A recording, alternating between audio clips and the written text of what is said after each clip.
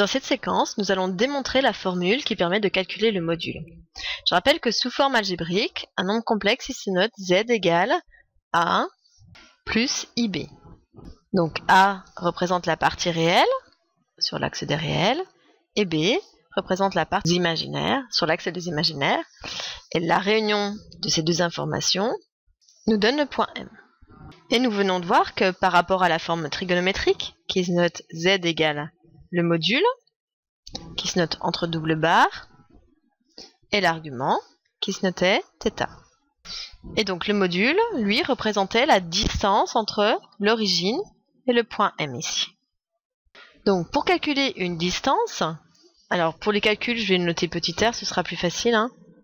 Ici, on est dans une configuration particulière, c'est-à-dire que ici, je suis dans un triangle, là, qui est rectangle. Donc si je suis dans un triangle qui est rectangle, on va pouvoir appliquer le théorème de Pythagore. Et le théorème de Pythagore, il dit que l'hypoténuse au carré, donc l'hypoténuse c'est R, va être égale à, premier côté, eh bien c'est la distance entre l'origine et l'abscisse ici, c'est-à-dire A au carré, plus l'autre côté, c'est-à-dire celui-ci, donc c'est la même longueur que là, ça représente B. Donc si on veut avoir juste R, eh bien il va falloir prendre la racine carrée de tout ça, puisque R c'est une distance, donc ça va être un nombre positif.